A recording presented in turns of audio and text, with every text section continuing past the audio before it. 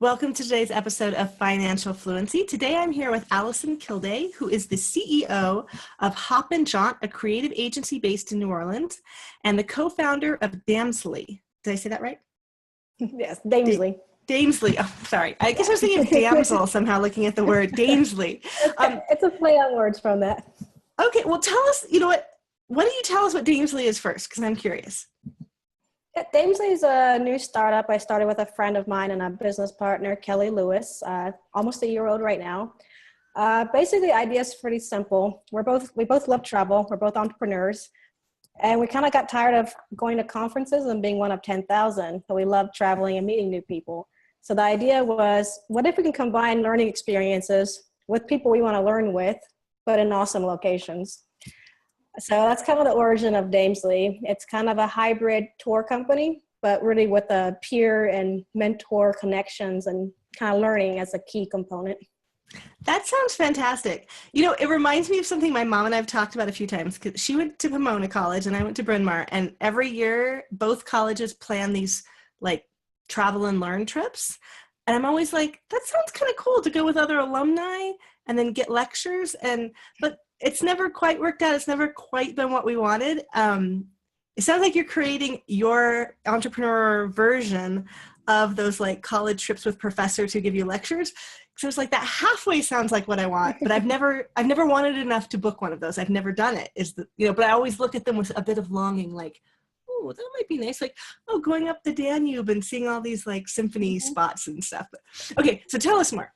What kind of trips do you do? We're starting off with a lot of the arts. We've done 4, I believe, right now. We have a couple coming up this summer. We actually have 2 in Arizona, one in the Grand Canyon and one in Lake Powell. So for example, the one in Grand Canyon, we kind of like to have these cute names. So it's called Cameras and Canyons. It's a weekend trip, and we're going to go hiking through the Grand Canyon, Horseshoe Bend. And we're traveling with Jay, who's an up-and-coming National Geographic photographer. So these tours, Damesly, is for women by women. So it's for women. And one of the reasons for that is to kind of help connect more mentors and peers. Have an area we feel like we can kind of help open the door a little bit. And we're both female travelers and female founders, so we just thought it was a natural, safe place to kind of expand that. That sounds great. Actually, it probably simplifies things like camping at the bottom of the canyon too, like, housing for people in close quarters, just keeping it all female. Yeah, we went to, we also do week-long international trips. We have a couple planned for 2018. We're moving around, but we're working also for like an Iceland trip. We went to Hawaii for a week in the spring. It was called Islands and Identity. And that was more of a soul searching, kind of a health retreat. But we went snorkeling, scuba diving, surfing lessons. And then we went exploring the islands with our group. So it was a different kind of adventure, but that sounds nice. I have to tell you, when you said Iceland, I don't know if you noticed my eyelids shoot up, because Reykjavik has been on my my bucket list. I've hit most of the other places that I've wanted to go prior to having kids, but I never had a reason to go to Iceland. Tell me about your Iceland trip, because I just might be your ideal client for that one. Yeah, no, we're going to be setting up the dates for sure, because we might be changing the dates for this year. But what we have it's called Film and Fjords. It's a week-long adventure in Iceland. I like the alliteration here. Canyons and cameras, films and fjords. Okay, awesome. It's a week in Iceland. We're going to be going with a videographer, a photographer who's a professional, and she's going to be teaching, tips and tricks. So idea is, even if it's going to a location like you always wanted to, we want you to kind of bring back a little learning experience. So if you're traveling somewhere exotic, why not a better time to learn how to use that camera that's been sitting around collecting dust? But I have to admit, these days, this has been my camera for a while now. I use that constantly as well for my cameras, but when you get to learn how to use your DSLR without the automatic setting, it does open up a whole new world. That's true. I guess there are some ways in which it's limited, but I do have to say, in terms of just taking regular pictures, if it weren't for this, I would probably have very few pictures of my children. And I was like, oh yeah, I totally understand why my mom has lots of pictures of my first child, my older sister, and almost none of me, because by the time you have two, thank God I always have this with me because I can be like, oh, hold still, you know. But yeah, that's an aside. Sorry, didn't mean to off ramp us, but I do the same thing. I think I took more pictures with this even when I was looking around the camera and the drone. But yeah, but still have options and learn how to play with everything. So you use a drone for videography? I took it to because I do obviously the graphics and marketing because that's what my background is for Damesly. So I kind of use that as an excuse to take it to Hawaii and get some footage for our website and for our social. Nice. You know, I was in Ireland in the spring, and the place we were staying, the owner came and was showing me their new promo video. And at first I was like, did you guys get a helicopter? And they're like, oh no, it was just a drone. We just took the camera. I was like, that's amazing. I mean, these shots used to be impossible to get, you know, the like flying in to the, you know, across the fields and coming into the big house. And now we can do that without hiring a helicopter. It's incredible, isn't it?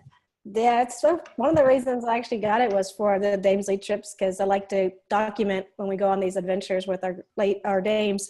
So we have like us on a walk. One of the trips we did one day was hiking up the ridge of the mountain, and I launched it from up there so we can actually, everybody was waving as the drone flew over the mountains, and you can see the ocean behind. And it's just a nice piece to like share with everybody when they get back from a trip, and something they can share with their friends and family as well. Have you ever crashed it? Twice. Did it hurt the camera, or was it all okay? I've gone through a few blades. Okay. I was curious. I haven't actually seen one of them up close. I've just kind of seen them. I was getting a little cocky. I was kind of flying over water and tight spaces. You know, the one other thing I've heard, so my siblings and I all got together for my dad's like 74th birthday recently, and 4 of us now are pilots. And there was this big thing about drones and aircraft. Like, you know, you used to always have to, well, you still report a bird hit, but now they're having like drone hits. They're hitting like these little. Yeah, I think they're going to start cracking down on the license and everything, because everybody has them nowadays, it seems like. Oh, I don't, but maybe you're inspiring me now. Maybe I should, what excuse do I have to use a drone? Maybe if I take one of your trips. I can. Come with us. You're in the neighborhood. Come with us to the Grand Canyon. So here's my question about the Grand Canyon. I am not much of an outdoorsy hikey person. Can you do the donkeys, or do you have to hike the whole thing? It's not intensive. This one, we're calling them Damesly Minis. So they're only weekend trips. So we actually are staying at hotels and houses. So we're like, each day we're taking like a different, very photogenic areas or scenic areas. So half the idea is like, and then we also have our kind of our tradition we started to kind of become our Damesly thing, is that the first or second day we always have a sunset champagne toast. So it's a little bit more relaxing than that sounds nice. Right now. My husband's tried to get me to go camping a few times, and I'm like, I think I need glamping. I need a shower. Well, our Lake Powell is definitely going to be more of a glamping. We have a PR workshop to help small business owners or writers promote their work. So we're going to have a weekend PR workshop where Heather's going to teach people like tips and tricks about how to get media or how to talk about your projects and how to get some exposure. Nice. Or you're either your business or your blog or your book. And we're going to be doing that. We're going to be doing that on a houseboat, a luxury houseboat on the lake. Oh, you know what? I have a quick Lake Powell houseboat. When I was about this age, my family got a houseboat at Lake Powell. I have to apologize. Miffy, where's Miss Carr? Oh, there she is. Mom. Yeah, sweetie. What's up? Where's the bread? It's up. Did you see where the mac and cheese was? It's up above that. Okay. We'll go up. Come on. Bye, guys. Have fun. Bye, sweetie. It's summertime. Yeah. Summertime and childcare. They're home a lot more when I record, which we've had a few, what is that? What do they call it? Photobombing by my kids. Sorry about that. When I was about Miffy's age, we rented a houseboat. The first day, I fell asleep on top of the houseboat, and this was back in the 80s before everyone was like, skin cancer. Mm-hmm. I got burnt so badly. The worst part was the entire bottom of my foot. I fell asleep like face down. The bottoms of my feet, which never see the sun, it was like a solid blister on each foot. That's I spent the rough spot. It was horrible. I spent the rest of the trip like wrapped in cold, wet blankets and with my feet in the water off the back of the boat under the shade. And I was, yeah. So I'm sure you'll take care of people so that doesn't happen. But that's my like physical memory of my Lake Powell boating trip. But that's what can happen here in Arizona. And we'll be doing our champagne toast with the hot tub. So maybe it's a little bit more adult retreat. That sounds very nice. That sounds great. And actually, there are some really nice houseboats. Yeah, we're looking forward to it. See, I got starting to see the pictures that I'm starting because I'm putting them on the website and I'm getting itinerary ready. And it's a little tough for me because I get to see all the photos and itinerary planning far before the trip ever comes. So I'm constantly being teased. Well, it's good to always have things to look forward to. I once saw a study that talked about people who plan out their vacations far ahead of time, like how much more pleasure they get because every time they look at the brochures or the photos, like you feel that little like boost of I don't know which hormone it is exactly, dopamine. Who knows? Which one? Maybe endorphin? No. Maybe endorphin. Yeah, whatever it is, but you get the enjoyment like all the way leading up to it, and then the thing itself. Whereas people who just spontaneously go without planning, they miss out on that like pre-planning joy. Yeah, it's a family who grew up traveling all my life. I feel like we're not the longest term planners of travel. I feel like the joke in our family was we don't take vacations, we just move there. That's good. That's a good one. Damesly is my entrepreneur version of finally maybe taking a trip and coming back home. So you're based in New Orleans now, right? That's your home? How do you like New Orleans? Good, I love it. I've been here about 8 years. So this is one of my longest stints in the U.S. Do you have any things that you plan there in New Orleans where people come to you? Actually, we're working on one really cool retreat right now with a curator and an artist in New Orleans, and she's planning. We're going to be scheduling a date. I'm thinking sometime in October right now. Let me just pull it up real quick because it's going to be. So it's a creative workshop. So this one is going to be more geared towards women who have a project, either a small business or they're artist or a writer. And we're kind of using this weekend trip to kind of unlock, like do a creative workshop where you walk through different steps of how to like unleash your creativity, workshops with talking with other artists. One of the things I'm excited about is we're teaming up with local artists and makers in the city who's become successful in their own artistic medium. Mm-hmm. And we're going to go meet them and have them talk to us about what they've done in their journey. We have, for example, Shop Industries by Patty is a local bag manufacturer, product manufacturer, and she makes locally made, locally sourced, really cool travel backpacks and all kind of gear. And she has her own studio here with the makers and sewers. So we're going to go talk to her about her products and her journey as a product designer. Maybe even go to like a studio with studio mic and music box, which is kind of a collection of artists and makers in the city. So I think that's for me as an artist and designer. When she talked about making a New Orleans trip, I was like, can we make one that even locals would want to go to? Something that we haven't discovered yet. And I think she's done a great job of putting together things that I'm excited as a resident to go and check out and talk to people with.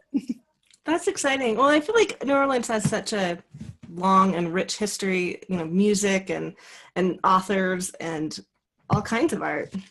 And it's a beautiful city, so it's always fun to show people around. And you moved there 8 years ago, so that would have been 2009, right? 2009, yeah. Was it? No. So I was trying to remember exactly when Katrina was. Was that 2000? About 10 years ago, yeah. About 10 years ago, okay. I guess 11 this year. Okay, so you've seen the city re-blossom around you probably.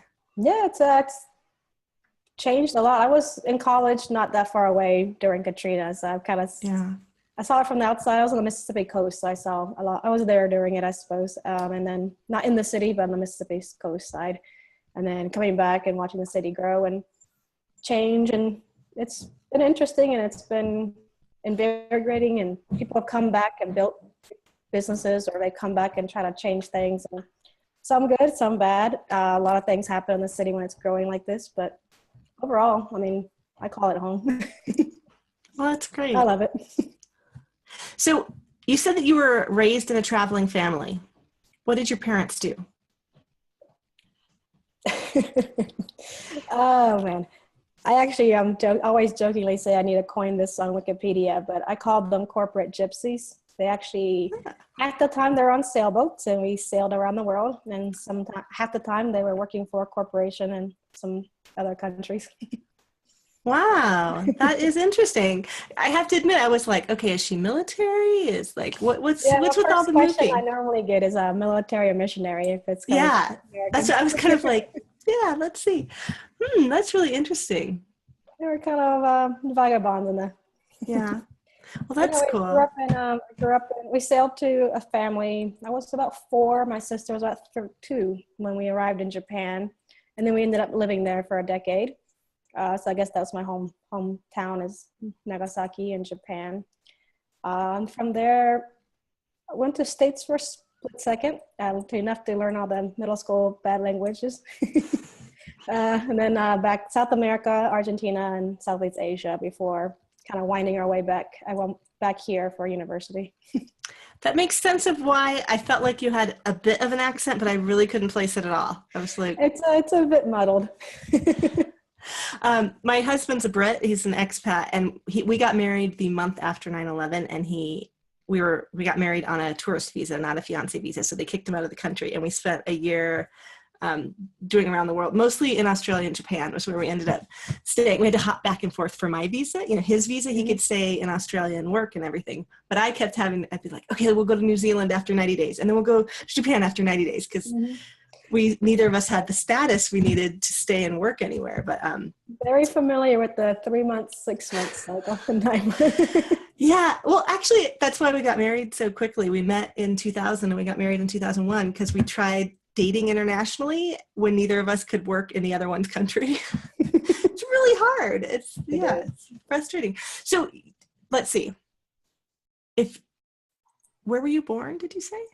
I was born in the US in Oregon. Oh, okay. And then, okay, so you had an original US passport to start with.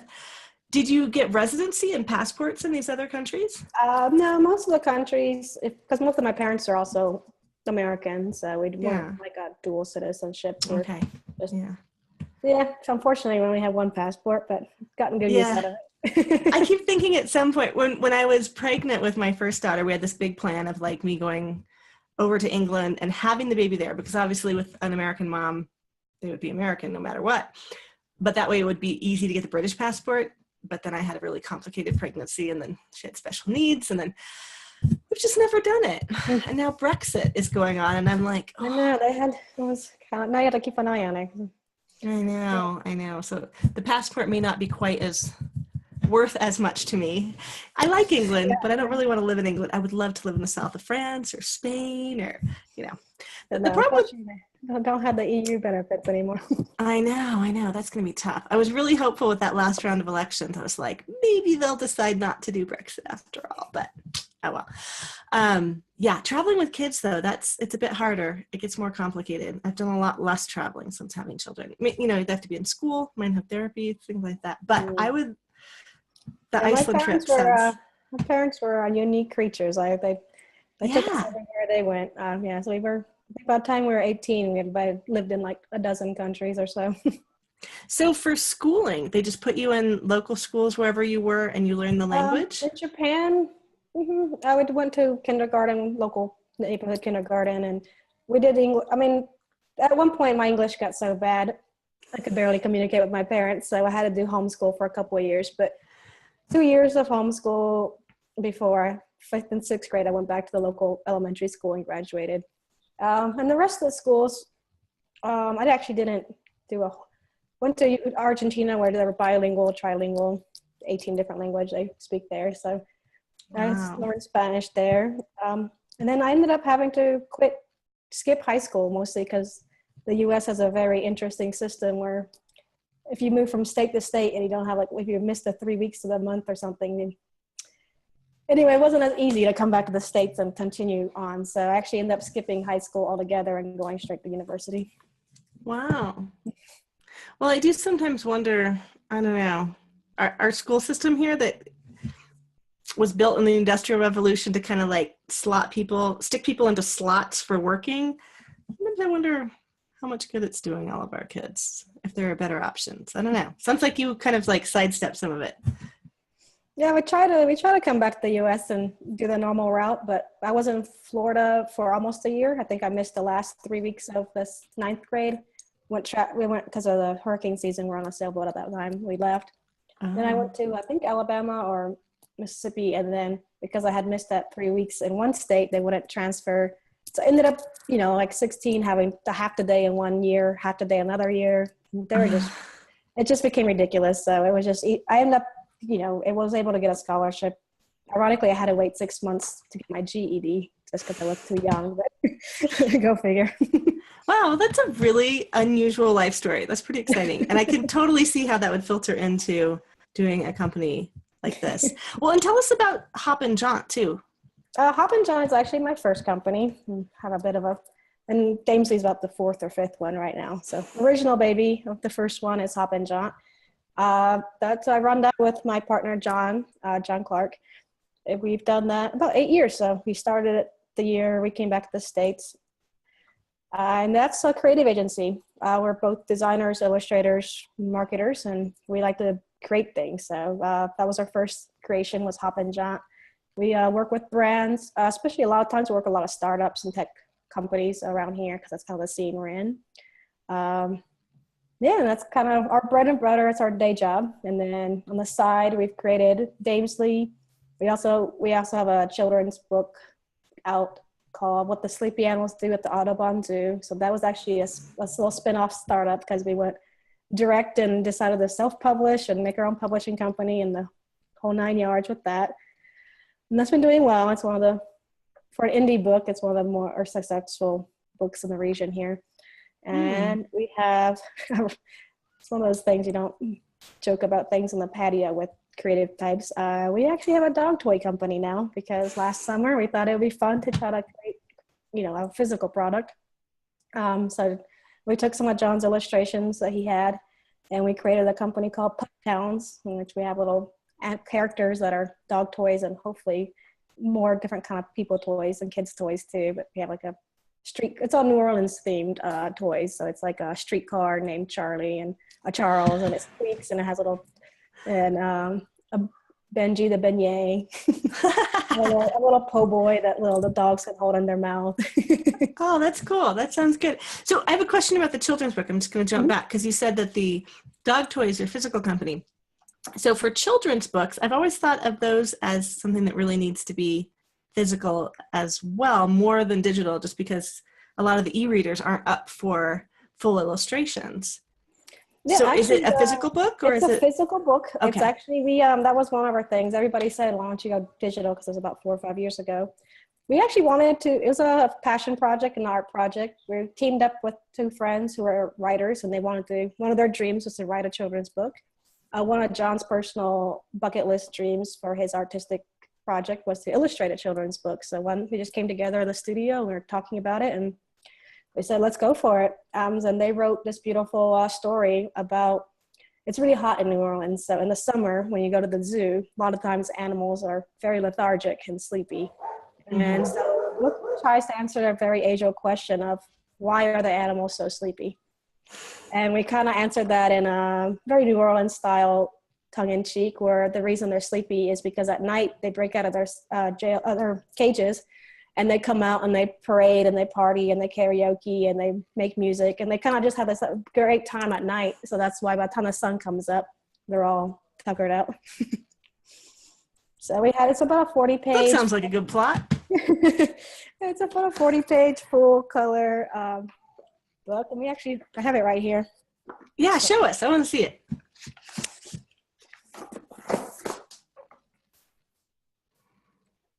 Oh, nice. That looks great. So it's a hardcover, and John spent, and it's wow, fully illustrated, each page. And the thing we love the most is because we put a lot of energy and time into each page. So as you probably know, as parents, when you read to a kid, you sometimes read the story many, many times. So we wanted to make sure the story was both fun for adults, but also interesting visually enough that you can look at it over and Over and over over. and over and over.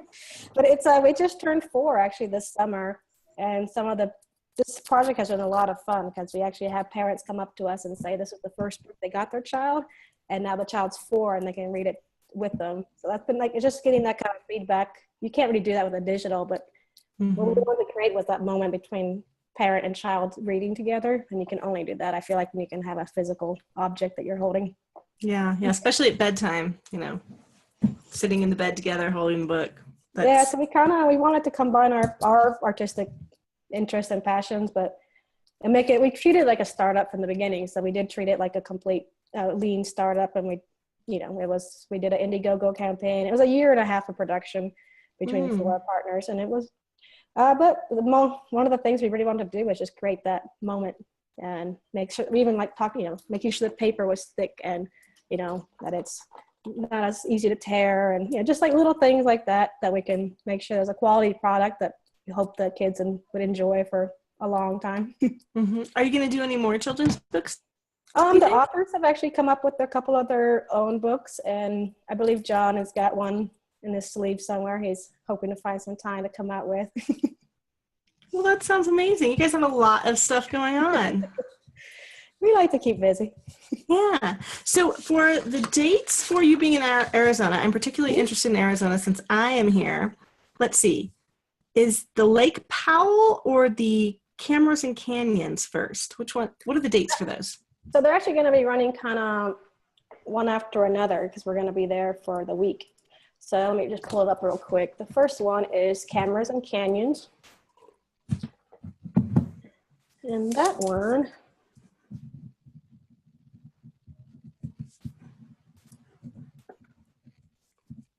is, sorry, my Wi-Fi isn't as fast. We have a little tropical storm hitting us right now. Okay. So it's we got Cindy on our doorsteps. Oh, yeah. So Cameras and Canyons is September 22nd to the 24th. Okay. And I'm sorry, it's Launches and Lakes. Lake Powell is actually first. It's September 15th to the 17th. So 15th. Launches and Lakes. Okay, September 15th, you said? 15th to 17th. The 17th. Okay, great. I'm writing those dates down here on my piece of paper. Fantastic. And when you do get the dates for Iceland, you got to let me know because I need a reason to go to Iceland. And that sounds like a great reason. Wow, that's the thing. We're going to, and one of the exciting things too is right now we're starting to line up our trips for 2018. So we're going to be doing these weekend trips nationally, or, nationally, Canada, Mexico. And then we're hoping to start building out even more offerings for the week-long international trips. So if anybody has any ideas of what they want to learn or where they want to go, feel free to reach out because we're still filling out what could be done. So it's a combination of location and something that you want to learn. That sounds awesome. I love it. Okay, well, thank you so much for sharing all of this with us. Yeah, wait, one more question before we wrap it up. When is the New Orleans one too? Because that sounds pretty cool.